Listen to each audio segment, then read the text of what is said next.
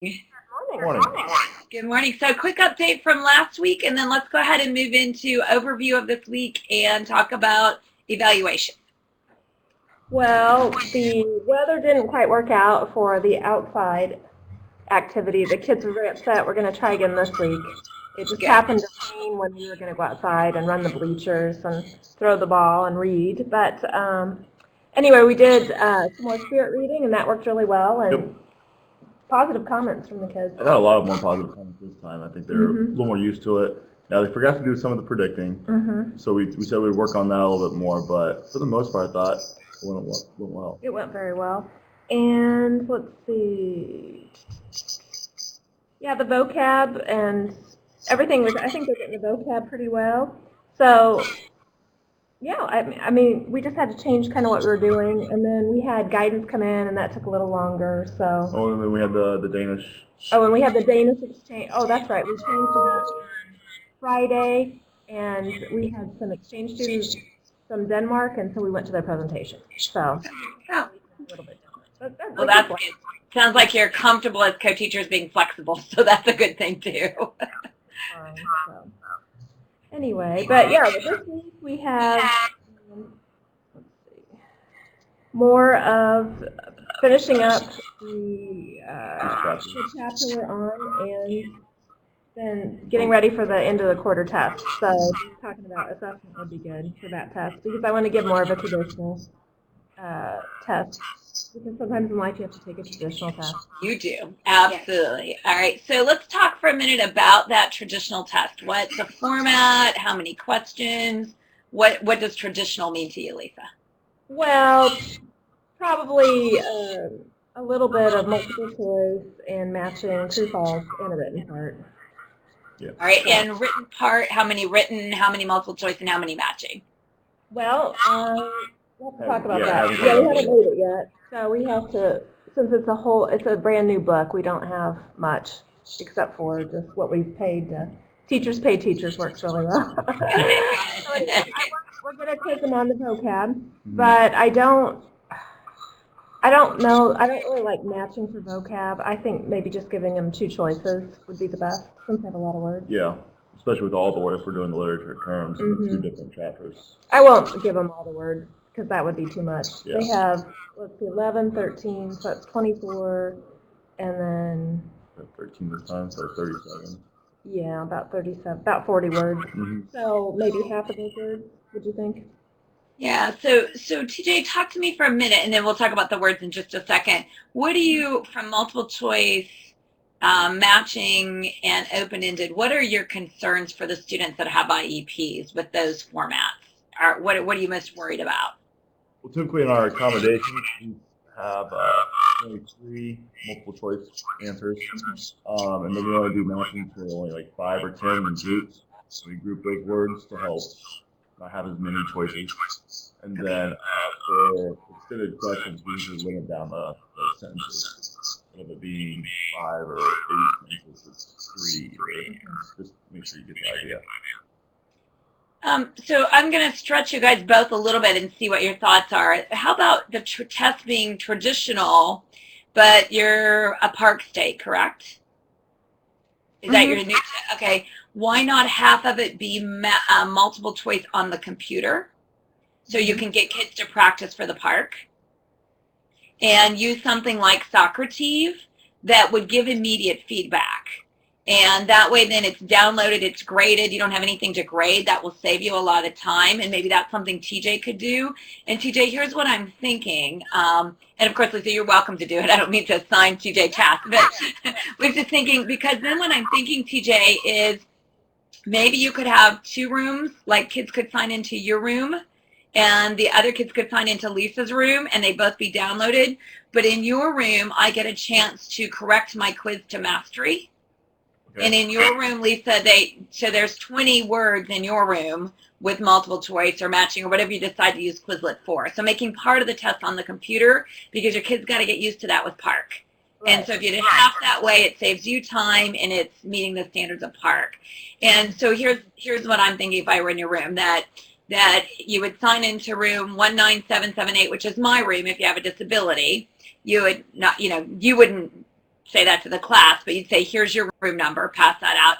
Other kids would sign into room 19000, which would be your room, Lisa Palmer. Mhm. And so they would sign into your room. And when they get into your room, Lisa, they take the test and it's corrected and they get the feedback immediately. They don't do anything more about it, but they know how they did immediately. Mhm. In your room, TJ, they go in, or in my room, and they would come in and it would give them the right answer and they get a chance to take it twice. No, we do that already, especially for failed tests. Or quizzes. We let them retake it or correct it for a passing grade to make sure they have again that mastery. And then were we thinking about doing it on Skyward? The internet? Well, we have Skyward, so you can take it right through Skyward, and it just goes straight to your grade book. So we can do it That way. would be great. The only thing, though, that maybe one group does Skyward and one does Socrates, because what I'm thinking is I would like to let the kids with disabilities see their errors as their first run through, and immediately their extended time is they take it a second time immediately after they see their mistakes. Oh, okay. Okay. Yeah, that makes sense. And then the third time would be they can correct it. But I want them to have practice with Park of making those decisions. And then I would lower the response numbers from 4 choices to 2. Okay. Mhm. If everybody else is going to have 4 or 3 or whatever, I would eliminate one response choice, Mhm. just to make that a little bit easier. Okay, so that's the short answer multiple choice. The matching one. And we can I'm skip on the fan. Well, I don't mind it, but I'm thinking about something again creative. What about doing some images, matching the word with pictures? Oh, that's a good idea. We use a lot of pictures. Yeah, that'd be really good. Because Yeah, I think I would do that, and then maybe to differentiate it, offer bonus points if they could write the definition. That could work. Yeah, that could work. Mhm.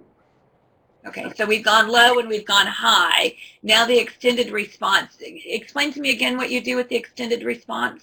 Well, I was thinking that for some of the kids it could be purely plot summary, and for some of the kids it could be applying the big question. So then Okay. we higher level Bloom's taxonomy.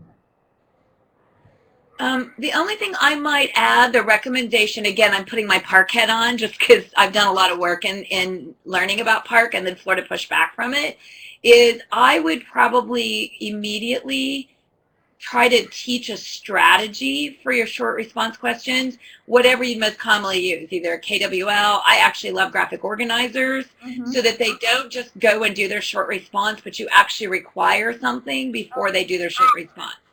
Okay. That is part. That's good. Yeah, that's really good. Yeah, and that's an allowed accommodation for all kids.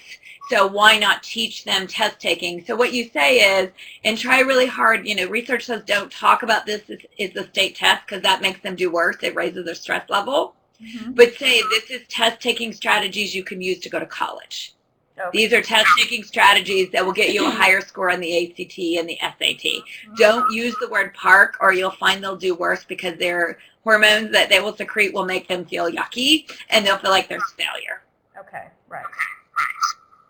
So I would, and then order, just one last thought, and then I'll let you open it up again for you to talk. I would do short response first because that's the mentally most taxing for kids with disabilities. So they're using their most energy for that one. Then I would do the matching second. And then because you're going to let them fail, I would do the multiple choice last. Because then if they don't do well and they feel bad and they know their test score, you won't have tainted their ability to believe they could do well on the other part. Okay. So we'd start with that, move to there. And then the last one I would do is at the top of the test, however order you're going to give it. I would have them fill in this blank. Today about this test, I feel blank. Okay. And that way you guys can go around and monitor, and the kid who says, I feel like crap, you can do an intervention before they start to make them believe they can do better. Okay. And so what I would do is if the first question is wrong for that kid who says they feel like crap, say, well, your second question's correct. What do you think that means about your first question? Mm-hmm. Mm-hmm. Mm-hmm. And so you've reinforced them to feel good, and you've given them a chance to do even better, and you'll find that crappy feeling will start to lift. All right, questions you have.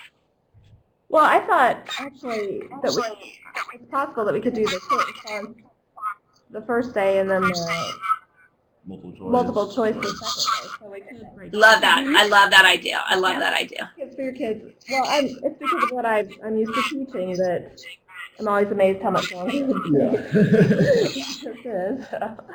So Yeah. we can get one done and then do the other. So that would be fine. And just so you know, extended time, TJ, I'm kind of an anti-extended time person. So I'll let you two decide. But if I already am working 150% harder than everybody else because I have a disability, giving me more time just asks me to run at a higher speed longer. So instead, what I recommend is if you see a kid really struggling, just cut the multiple choice in half, if Lisa's okay with that, or just do one short response instead of asking me to keep running, because I'm already going 5 miles an hour, and Jen over here is going 1 mile an hour, so she can sustain. We give kids extended time. It doesn't necessarily help unless you're giving it over a long period of time. Okay. So that's why I love you breaking it up. Yeah. Okay. Well, that's good. That's good. Other things you want to know? This week's kind of catching up. Well, and we have to think how many questions too would be reasonable. Yeah.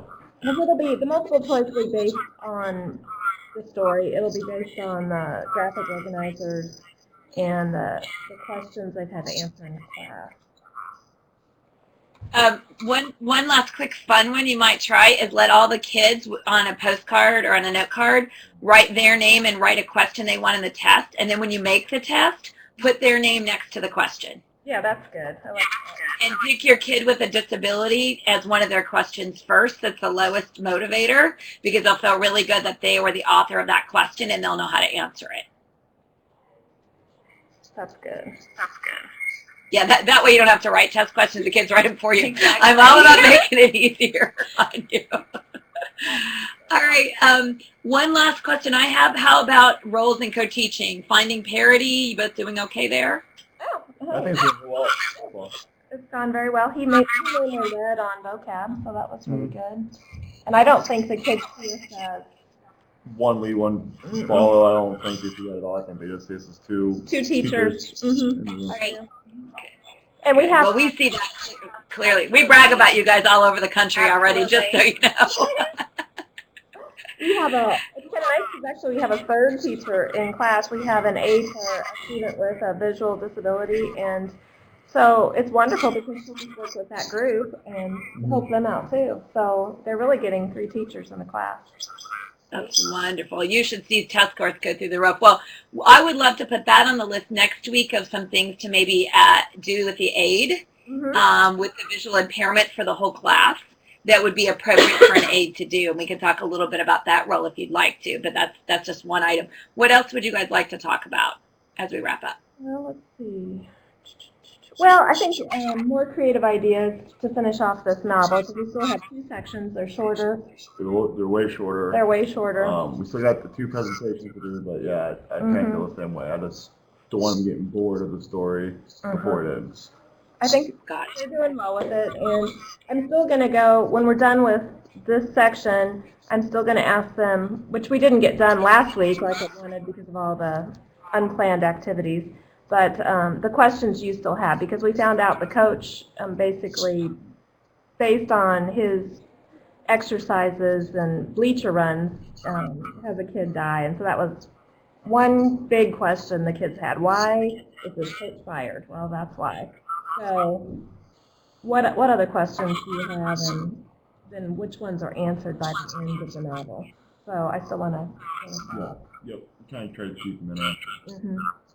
Well, it would be fun for the last 2 sections for one of you to do something different you haven't tried and the other to do something different you haven't tried, and each of you take a lead so that you're both saying we're willing to be creative, but you're not trying to be creative together. But it might be time, because you're so comfortable with each other, for each of you to take a section and say, all right, TJ, just turn it loose and go do something crazy with it. Lisa, you turn it loose and do something, and see and give each other feedback and support in that role. That would kind of differentiate your roles because you're so comfortable. And then I just typed a word up there. If you'll Google that, it's an ancient, I believe it's an ancient Chinese storytelling thing called Kamishpa. If you'll see it in the chat box up here, see it in the top left. It's KAMISBHA or BAI, Kamishba. I don't see it. You don't see the text box? Do you see that box now that I'm moving around? No? No. Okay. Well, I'll just spell it for you. It's